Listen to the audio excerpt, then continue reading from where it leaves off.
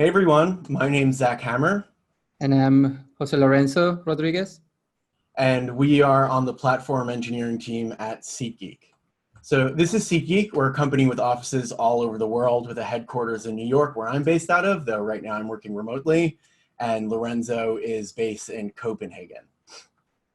The goal of our company is to help the world experience more live. Now that's either on the consumer side, where we have our SeatGeek app, where people can buy and sell tickets to concerts, sports events, and other forms of live entertainment. And we also work on the box office side, where we provide ticketing software to a bunch of teams and organizations, both in the US and across the world. The big caveat here is that currently live events do not look anything like they've looked in my entire lifetime, and don't even look like what live events were just a few months ago. And of course, that's because of COVID. In most parts of the world, live events are halted for the foreseeable future. And in places where live events have begun to spring back up, they're in a form totally unrecognizable to live events before COVID. Either these events are entirely fanless. If there are fans at events, they're coming at a massively decreased capacity to pre-COVID events. And where there are events with decreased capacity fans, those are entirely or almost entirely taking place in outdoor venues and arenas rather than indoor venues.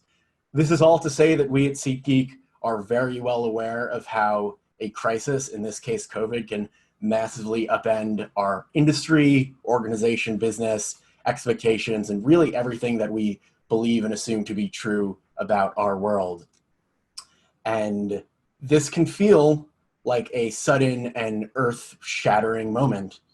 Today, however, Lorenzo and I want to talk about a more exciting and inspirational story about how we at SeatGeek, and for the sake of this talk specifically in the platform engineering team at SeatGeek, were able to, in the face of COVID, take some massive engineering leaps of faith and continue to innovate and iterate and succeed at a rate that not only had we not expected when COVID hit, but even before COVID had started. In the midst of COVID, we were able to adapt to our new situation, communicate with each other, and unify as a team in a way that I don't think either Lorenzo or I had seen at SeatGeek in our entire careers at the company. That's what we want to share about today. And to go a little bit more into what we actually do here, Lorenzo and I are both in two different sub-teams within the platform engineering umbrella at SeatGeek. Lorenzo is the engineering manager on App Platform, and as he would describe that, his team is like city planners where they make high-level architectural decisions about our distributed service architecture. Basically, whenever there's a project that's going to involve a bunch of different people on different application teams and platform teams working together, their team will take the reign and face these really challenging problems that could take anywhere from a few weeks to about a year of work. On my end, I'm on the delivery engineering team, and what we do is we provide the toolkits and infrastructure where people can deploy applications to our cloud and get observability and insights into those services. We basically do everything that's covered by the traditional cloud delivery team within an engineering organization. Now, if you were to rewind to the beginning of 2020 and look at both of our team's roadmap, we both had fairly large projects on our radar. On Lorenzo's side with App Platform, their project was to take a database that had existed since the very early ages of SeatGeek as a startup that was running on an ancient version of MySQL and basically communicated and talked to every single service we host, even if there's no rational reason why those services should be talking to that database. And their project was to take this legacy, outdated database and upgrade it to the most recent version of Postgres, and also rethink the way that our applications communicate with that DB. On my team on delivery engineering, we had a project that at a higher level was quite similar to Lorenzo's project, which was to take a core part of our infrastructure, in this case, our observability platform that had been pieced together over the years and was really not ready for the scale that we were operating at as a company, and upgrade it to a much more powerful solution. In our case, that was Datadog. Now, the big question is with these two projects that were both intended to take a better part of 2020, what happened when 3 months into 2020, and even earlier than that, COVID hit and upended everything that we assumed to be true about our business and about live events and about SeatGeek? And that's the story we're going to tell today. To begin, I'm going to pass it off to Lorenzo, who's going to talk about what our original plans at migrating our core data tier looked like at SeatGeek. Lorenzo? Thank you, Zach. So to better describe the project that we did in the past year, I would like to bring up an analogy. And this analogy came up because at the time we started working on this project, we were also moving offices. We had this really nice office in 400 Lafayette in New York, and we were moving a few blocks up to 902 Broadway. And a person who's not very intimate with how tech works asked me what I did for a living, what I did at work. So I thought that the best way to explain what we were doing was to bring up this analogy. I thought that moving from one database to another was very similar to moving from one office to another. And it's because we had this challenge in front of us. We needed to move everyone from one place to another, but everyone wanted to keep sitting at their desks, not being interrupted in their daily work. They wanted to still communicate to each other from one department to another. And on top of that, we were having new hires every single day. So obviously, closing the office is not an option. It's not like we could say, okay, everyone, from Monday to Wednesday, we're moving all the furniture, all the equipment, and come back on Thursday to start working again. That would be a major disruption causing financial problems. So we realized very early at the beginning of the project that this was more of a social problem than a technical one. The problem of moving from one database to another was solved by many other companies. There's technology to solve this problem, but convincing people to reshape their applications to reconnect to a different database and before all of the data is moved was the major challenge for us. So we came up with this idea. So if we wanted to move people from one office to another, we could offer incentives or create certain points of friction so that new hires, for instance, would go to the new office. So we could say, for example, create a rule like all new employees go to the new office. We have a person training them there. And we can also identify sectors or departments of the company that are independent enough that they could be moved first to this new place without causing any disruption. But okay, so how does this apply to moving databases? Well, it's a very similar plan. We can create the same incentives and same points of friction so that we can convince developers to move tables from one database to another.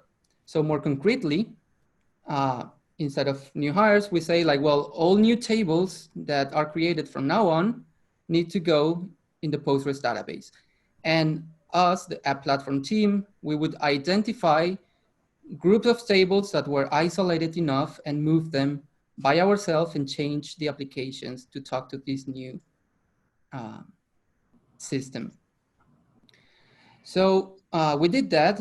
At the end of Q4 of 2019, we had used static analysis tools and some manual reviews of every single application at SeatGeek connecting to the legacy database.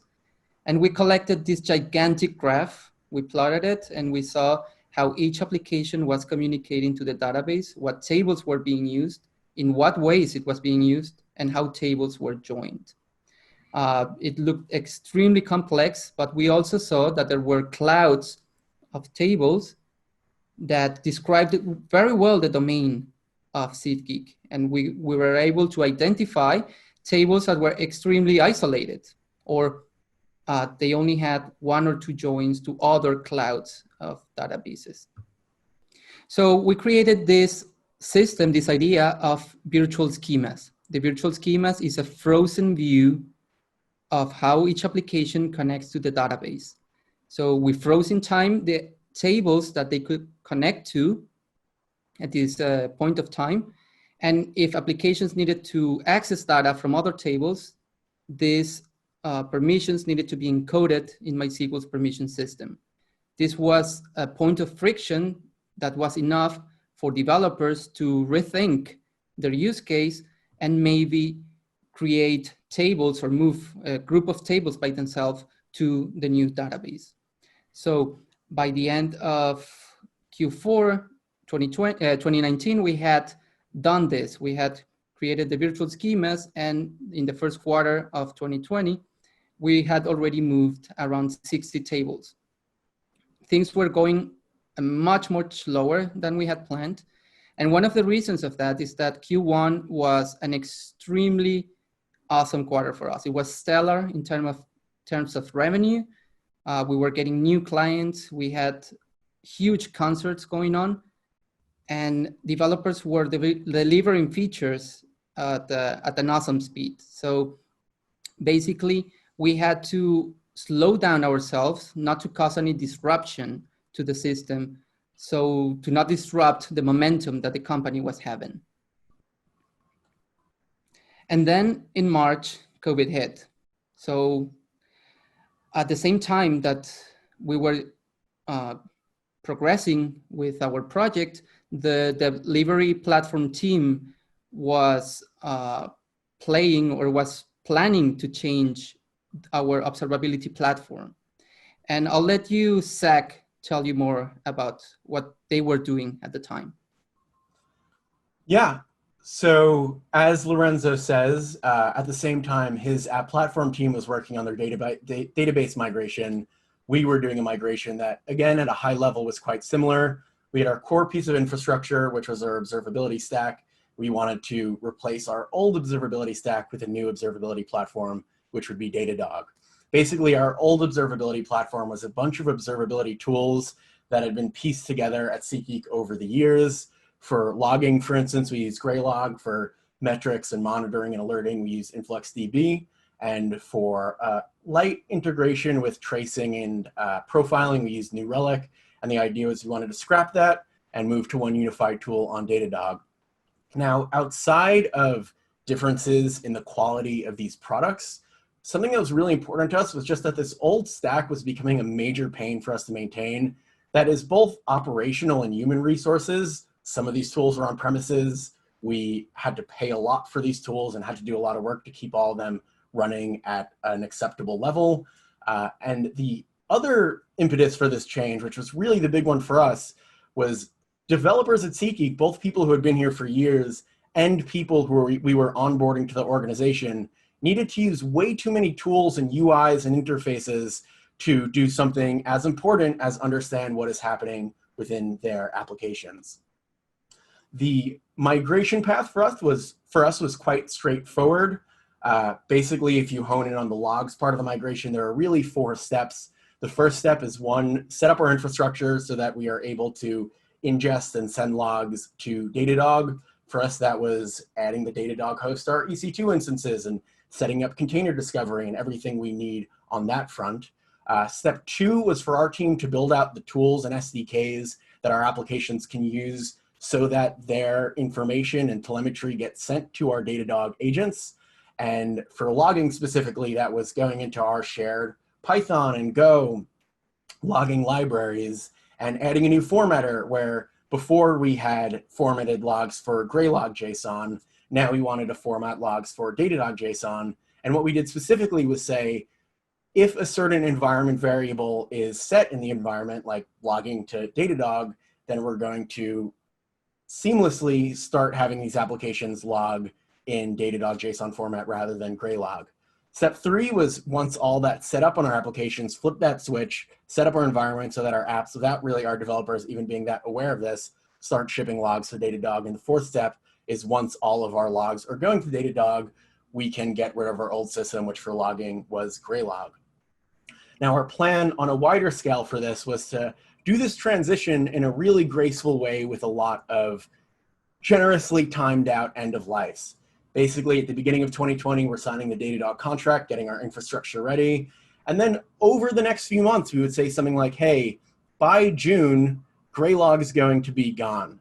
At that point, your app should be up to the most up-to-date versions of our library so we can flip them to send logs to Datadog. And you as developers should become familiar with this new platform that you're going to be using for outages, for insights, for any type of observability. And the reason this was so spaced out was, one, to let us space out our work a bit, because there's a lot of work involved in migrating to a new observability platform.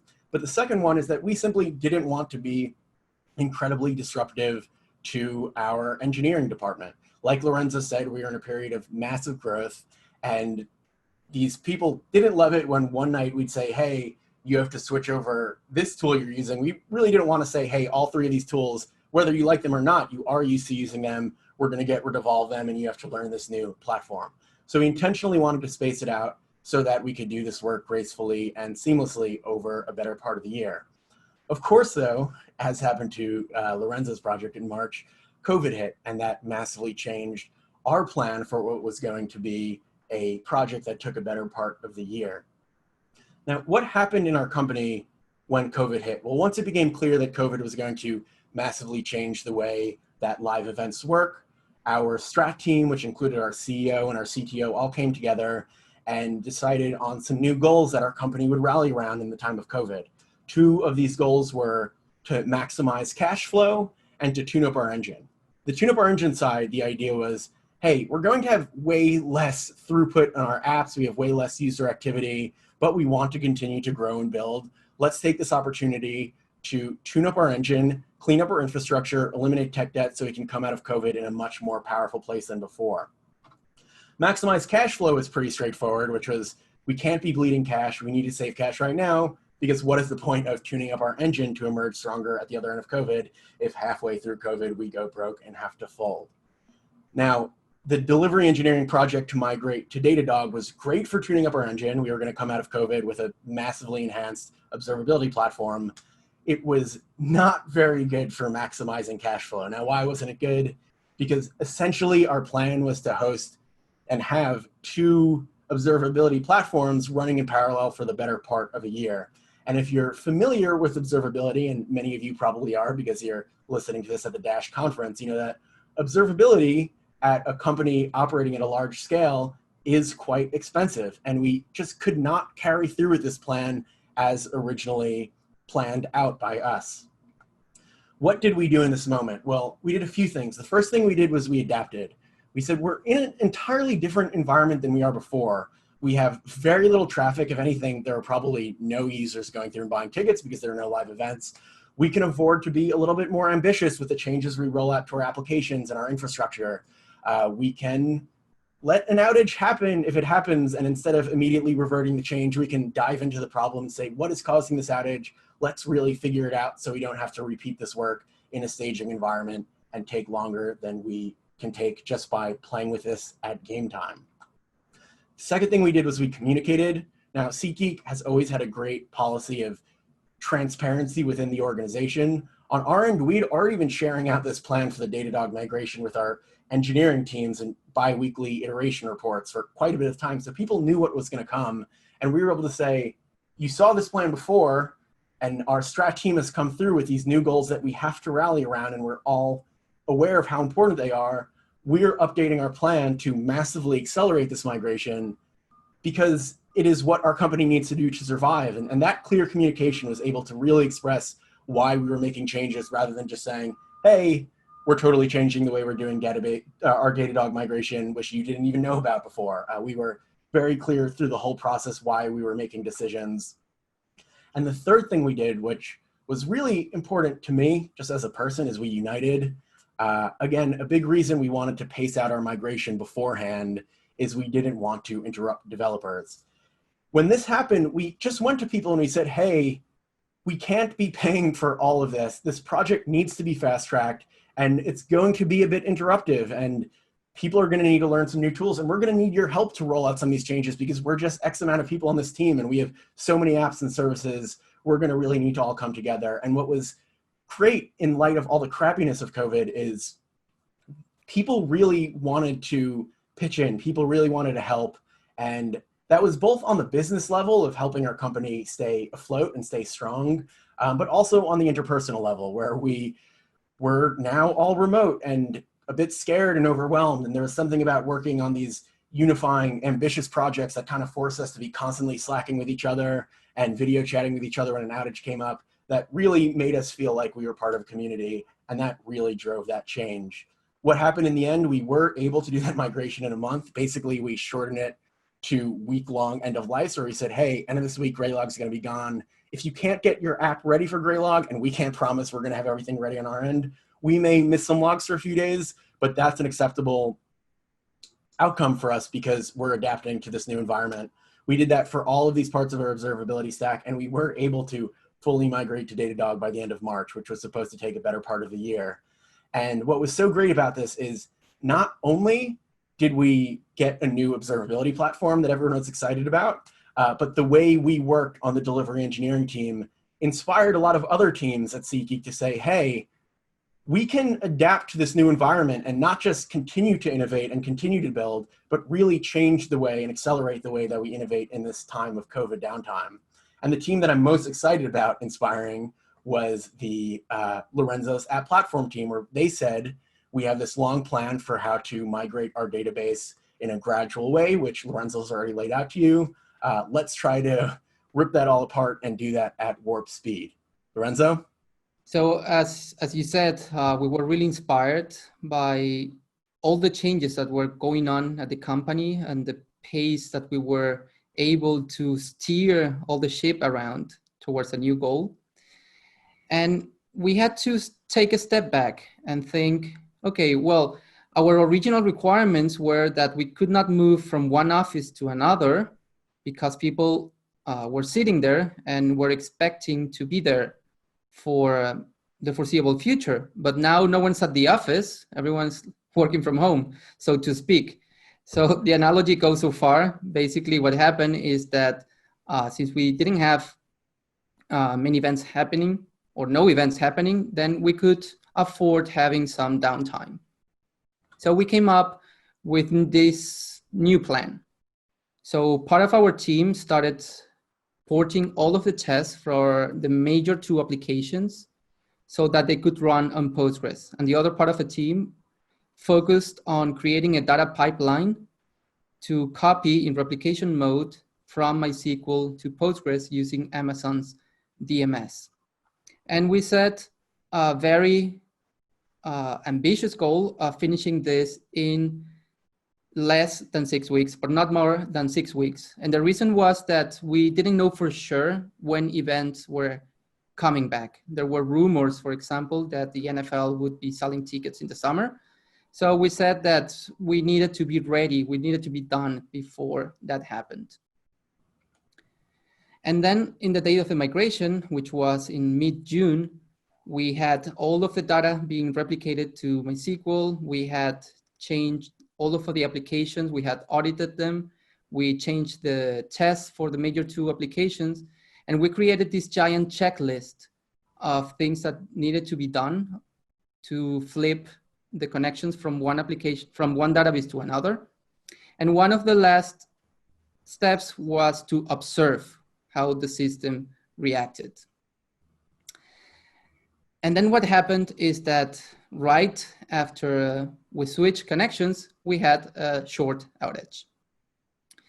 And the outage was basically detected immediately. It was like a matter of a few seconds. And this is where Zach's work was invaluable, Zach and his team. We already had an observability tool in which we could see all of the queries that were going on at any given time in the database. And we could see if we had missed any queries, like the translation from the MySQL dialect to the Postgres dialect.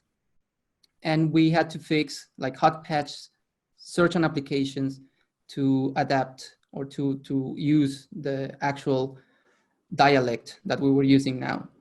And there was one query in particular, which was a lot of fun for us, was a ground condition for one application, which ended up consuming all of the connections for Postgres. The silver lining for us was that this was detected in a matter of seconds and fixed super quickly because we could see what was going on in the background. So even though COVID was super bad for us, it created something that we were never expected, and we still don't know what the future of the world is going to look like. We felt a sense of accomplishment, of unity, we really bonded. And we felt at the end that we have made lemonade out of the lemons falling off the sky. So yeah, really in terms of how we pulled it off, it was helpful to have folks that could churn out code at a good rate. It was helpful to have people who understood our platform and how to diagnose issues in our infrastructure. But the main reasons we were able to succeed in this moment were, one, adaptation, our ability to say, this is our new world, we're going to work based on these new requirements and this new environment. Two, communication. We were just constantly talking to each other within our teams and team to team saying, this is what we want to do, does this work for you? How can we get this done in a way that is quick, and just constantly speaking to each other. And the third, again, which was really meaningful to me, and I think all of us as individuals, which was that sense of unity that came up in this moment of crisis, where as we were all remote, as we were all a bit shaken up by the world, we were able to come together and work in a really fun way on a bunch of different projects that none of us had ever really worked at such a pace before. So that is how we at SeatGeek thrived and innovated in the face of the COVID crisis. If you're interested in learning more about the work we've discussed in this talk, feel free to reach out to me or Lorenzo or ask in the upcoming Q&A session. And if you are interested in joining the team, we are hiring. You can go to SeatGeek.com/jobs to see how you may fit in with SeatGeek. Thank you.